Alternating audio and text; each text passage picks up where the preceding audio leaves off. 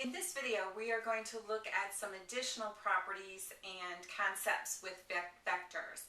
I did a video earlier that talked about the very basics and the beginning of the notion of vectors. And if you haven't seen that or want a review of those ideas, I've put a link to that video in the description of this one.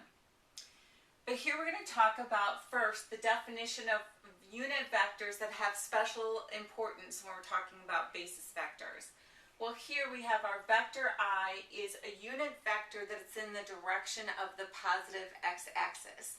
So unit vector means it's got to have a magnitude of 1, and in the direction of the positive x-axis it's going to be going towards the positive x-axis. So its initial point is going to be here at the origin, and its terminal point is going to be at the point 1, 0.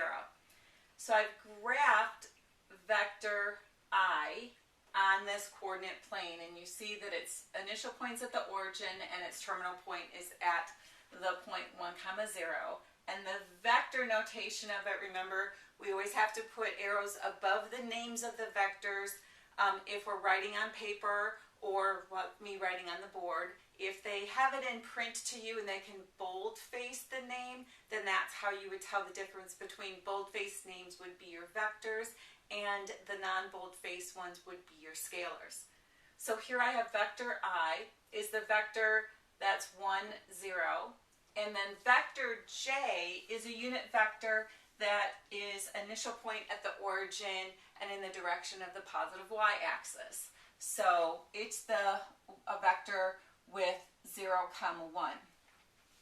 Now we can write any vector as a linear combination of these vectors I and j. Sometimes they'll say as a linear combination, sometimes they'll just say write your vector in terms of vectors I and j. So with this, when we're doing that, if we have a vector v and they ask us to write it as either a linear combination of the vectors I and j or in terms of I and j, then what you do for your vector v is you take the first component in your vector times the vector I and plus the second component times the vector j. And we're going to do an example of that. So if it says to write this vector v that's given to me as negative 4, 12 as a linear combination of I and j or in terms of I and j, then our vector v we're just going to write as negative 4 times the vector I plus 12 times the vector j. And that's all they're asking us to do. And if I have a vector that's already in this form with the I and j, then just make sure that if they've got it where your I is your coefficient and then your vector I is listed first and then your scalar and your vector j is listed second to know which one they go to. But then you just write back with the coefficients of the vectors back in your vector notation.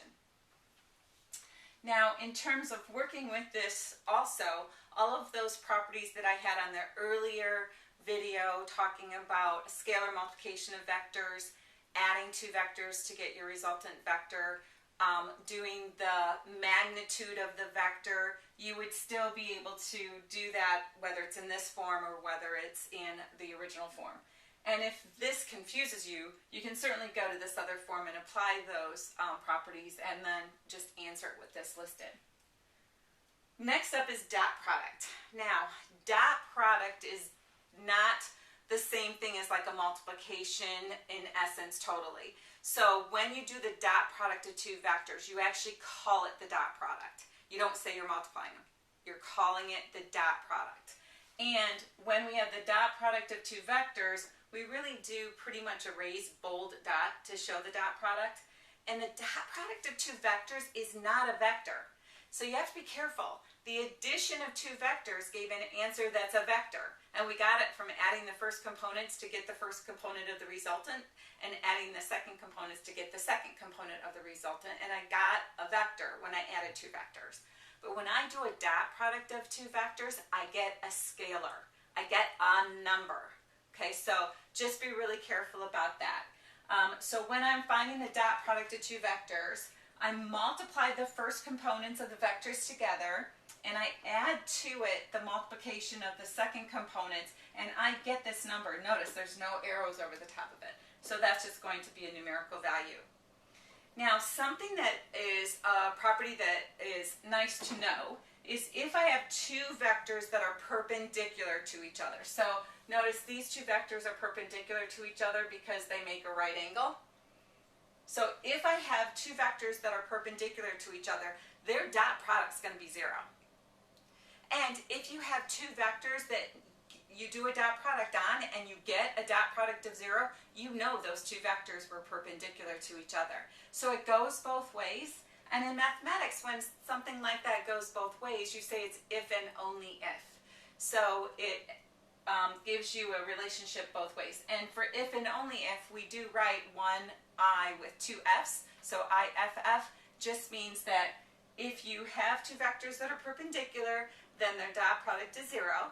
And if you have two vectors whose dot product is 0, then those vectors were perpendicular. So let's look at an example with a dot product and then that property with dot products to see if two vectors are perpendicular before going on to other topics about the vectors. So here it just says find, and it gives me the vector notation for it instead of the names of the vectors, and it wants me to find the dot product. So with the dot product, I multiply the first components together, so I have 9 times -2, and add to it the multiplication of the second components, -1 times -4. So that gives me -18 plus a +4. So this dot product is equal to -14 when I add those together. So remember, dot product of two vectors is a number answer. Now next up, determine if vector v being our -5, 4, and vector w being 4, 5 are perpendicular. Well, two vectors will be perpendicular if their dot product is 0. So what we want to do is find the dot product of these two vectors.